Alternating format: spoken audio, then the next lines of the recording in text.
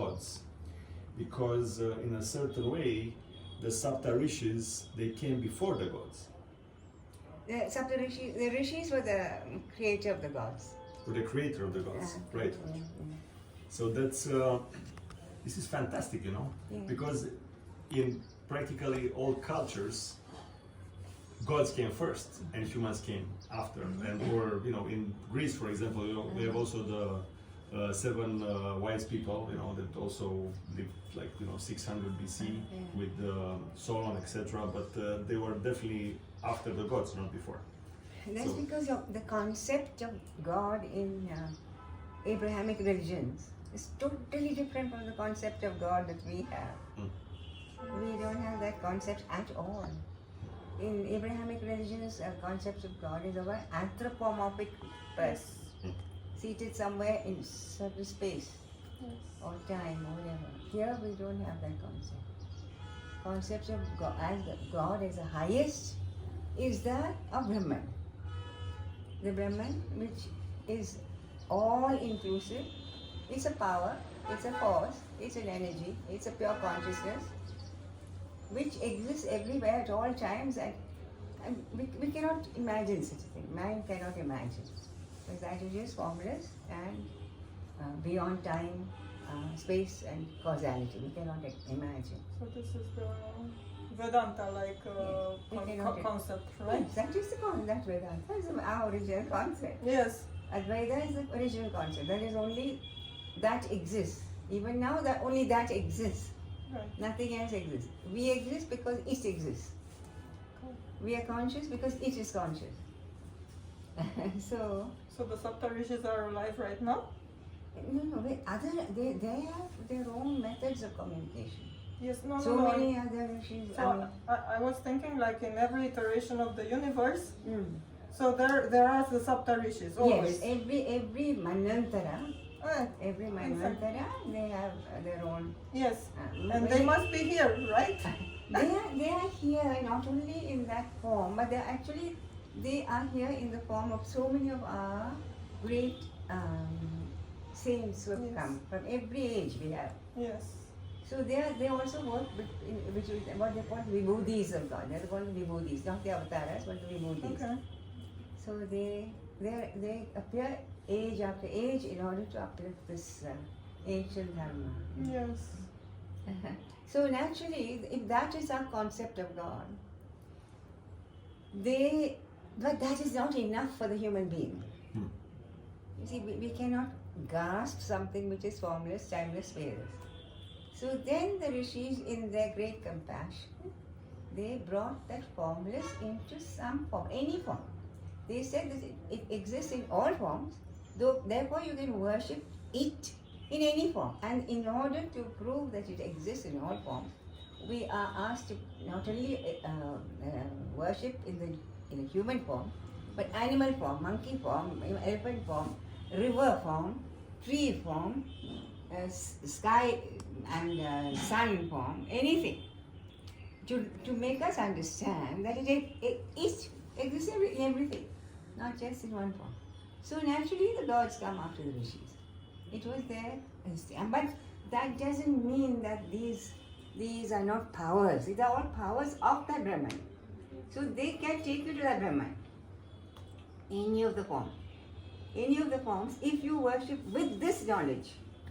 And you can also go yourself, right? Huh? You go yourself Yes, also, right? Yes, of course, because everything is that. Yes. Therefore, when you worship here, you look in the mirror, so who are you worshipping?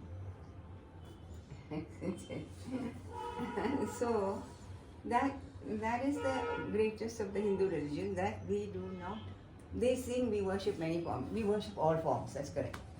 Any form, all forms are forms of that. If that understanding is there, you can worship any form. Right. If that understanding is not there, the religion becomes fundamentalism. That is what is happening today. The nature of Brahman. Brahman. The nature of Brahman. You said consciousness. So Sat Chit and Ananda. Sat Chit Ananda. That is existence, consciousness, bliss. So all three are the nature of Brahman. That is, even to say that is defining it. Because tongue cannot, we cannot say that. Because it's well beyond our comprehension. How to comprehend something which exists everywhere? But in order for the mind to slightly understand, this formula was given. In the Western philosophy, you have the idealist trend that was placing consciousness as being, the basis of the universe, and then you have the materialist trend that puts material things as the basis of the universe. But because Brahman is beyond our understanding, you cannot call it either consciousness or matter, because it's beyond, in a sense, matter and consciousness. Now you are making a distinction between matter and Right. consciousness. I see. There is no distinction. We have no distinction between sacred and secular, spiritual and materialistic. No distinction. Both, everything is spiritual, everything is sacred. That's why you can worship one stone if you like, or one tree if you like. It is you that matters. I give that energy, my energy, into that stone. I see. Otherwise, what is the use? If I don't have that, what's the use of my worshipping? It's my energy. In the puja, that energy is avahanam, is called avahanam. Before the puja, we avahan, take that energy and put it into that. Make it. So it's a totally non-dualistic belief. Like everything based on that. Right. That is why Hinduism is the only religion possible for uniting the world. Because we believe in Vasudeva Kutumbakam, means the whole world is the family of Vasudeva, that supreme. We are all the family of, including animals, creatures, everything, huh? We are all one family. So it's basically an all-inclusive religion, and the other religions... Exclusive religion. Yes, exclusive religion, and all the others are like pop-ups from this. So this is the basis, and the others that is why it's called Sanadana Dharma, ancient way of righteousness, ancient law of righteousness. And we cannot call it religion also. You cannot call it religion. We cannot, because idea of religion came only after the Abrahamic religions came. Before that, we had no idea what religion is. We were following a way of life. We followed a way of life by which automatically we will evolve and go to that state. Automatic. If we follow. From the time you get up to the time you sleep. From the time you're born to the time you die. There are samskaras and things which you have to follow. Now that ancient way of life was smashed when these people came, especially the Christians. Not so much by Muslims, because we knew they were enemies. They were smashing our temple. British did not smash temples, but they smashed the minds of the children. They made them believe that their 2,000-year-old religion is superior to our 30,000-year-old religion. They made believe because of the educational system. They replaced all our education systems with their own pattern. Macaulay was the one who did it. Macaulay. He totally took away that and replaced with this thing. And even after independence, we have had actually rulers who were very, very anti-Hindu. They were actually Muslims. So that also, again, it's only now that slowly revival is coming in the Hindu mind. Because Hindus by nature are very passive. They are not antagonistic, aggressive. It's not. They were accepting. They accepted Yeah, every yes, religion yes, they that accepted. came over Yes, them. yes. Like, So they're not aggressive. So they didn't know that this is going on. Now slowly a revival is there after the present government has come. yes. That is why so much of anger against this present government. So much of anger. They're trying to smash. That's But now I think the forces are coming like that up. slowly, very slowly, because the forces against us and money is being poured into both the church and the masjid, both. They're pouring money from outside to convert. What do you think about Sadhguru? Because Sadhguru seems to be also a nationalist believer and fighter on the underground. Besides all the sparkling on the surface. I think he's very good. Yeah, he's very good. Can you explain? So Sadhguru is not a person who is learned it. He didn't go to school to learn the Sanatana Dharma or anything like that. I mean, and all of a sudden he got enlightened, and then he knows everything. How is this possible? See, the Sanatana Dharma is not taught in any school for many centuries now. I'm talking about the wisdom, not. Yeah. But which of our great souls? Which of them have learned, gone to school? Yes. None of them. Nobody. Ramakrishna, Paramahansa, everybody. nobody. So how? Because the knowledge is inside you. Knowledge is there, no. Knowledge is not taken from outside. Ignorance is removed, that's all. What the Guru does is only to remove the ignorance. Darkness. He cannot give you knowledge which you don't already possess. All of us have it, but because we are still on a material level, it doesn't manifest. Because we're still on, all of us have that ability, all of us. But we don't let it manifest. Because we are still on a materialistic level. These people are, highly evolved. Evolution, where did the rishis get the knowledge? They did not go to school. Is it possible at a certain point, as you say, 30 years ago, the contact between the human beings and nature was really totally uninterrupted? And basically, human beings, they could communicate also with animals, with plants, with the universe, with the cosmos.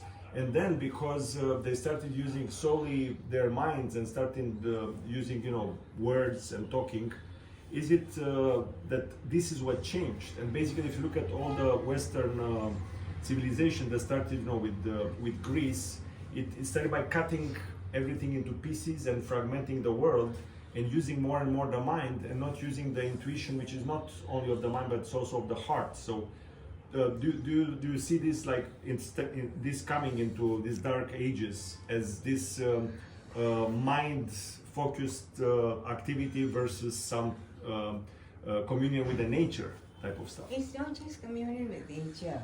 The fact is that, see, the rishis were also scientists. They were spiritual scientists. Not like the Western side. So all the scientists want to know more about the world. Right. Any scientist. Yes. So Western, the method they did was to try and almost destroy nature in order to find out her secrets. And felt If superior. you want to them. know about a frog, they'll cut the frog and open it. Right, And yeah. if you can't want flower, they'll take off the petals and make it under. Right. But rishis did not do that. They were spiritual scientists. So they said, who is the I who wants to know? Because if I don't know the I, how will I ever know anything else? So by knowing the I that wants to know, they found everything. Everything is So this was the secret. Yes. They went to the origin of curiosity, basically. exactly. So Right. that I, they looked inside themselves, not outside. Because I was inside. So when they found that I, everything was automatically revealed to them. In fact, if they wanted to know something about that's why their knowledge of science, of so many things in which only now discovered. They knew the world was around, they knew the world went around the sun. Everything they knew, long before the Western. How did they find out? Because they could enter into that. If they wanted to do something about a star, they became the star.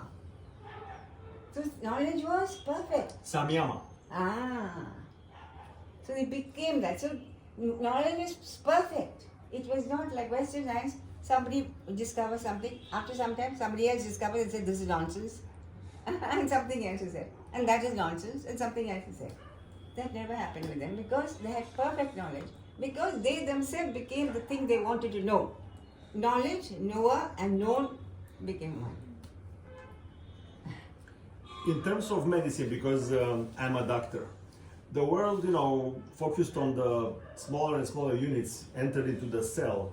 But if you're looking into the Ayurveda, in fact, they look at the whole human being as being organized in different doshas, etc. So this is an organismic way of looking at the entire human being and not at the cell. No speciality. Correct. So I've been, very much interested into this, and I'm writing a book now, and I'm trying to unify this cellular level with the level of the organism. And what I came up with is that the cells are also alive, and basically, because I'm an oncologist, I'm a cancer doctor. The fact that cancer appears is like the cells they forgot. Basically, that they belong to a bigger all, and then they are pursuing some totally chaotic type of existence and crazy, right? Yeah, trip right. of their own. Exactly, right. So that's the thing. So the whole point is that how you can also use the organism in order to make these cells again normalize, or anyway become less aggressive. So that's what I'm focused on. But anyway, That's wonderful. Because every cell has memory. yes, exactly. Right. The genes are carried in our, memory is carried in our genes. Every cell has memory. Not a baby, the cell, many lives. Yes. Yes, totally, yes, absolutely. One of the theory, in fact, is that these cancer cells, they're using some type of atavistic behavior that was present, when the world didn't have oxygen. So this is why they can also start dividing without oxygen and in some type of very difficult conditions. And they're like going back to the memory of the ends. Yeah, so that's why this is an interesting theory actually. I see. Yeah. Anyway, but that's so that's but interesting. for us it's really a blessing that we're meeting people like you that are pouring really like knowledge through. Yeah. So that's as you say, you're like a vessel. We are all vessels, instruments. You see. Instruments. Instruments. Thank you. Thank you so much. Thank you very much. What are your name? I'm Daniela. Lena. Dana. Doru, Doru. Paul. My name is Doru. Yes. Doru. Doru means something in. It has a Sanskrit root. Oh, seriously? Yeah. Doru? Yeah. Anyway, and Paul is the last name. Daru means firewood. Mm-hmm. Firewood. Daru. But That's why it's a. Maybe it's like a I really was- derivative or something like that. Okay. Doru. Yeah. So can we have a picture with you? Yeah, and please give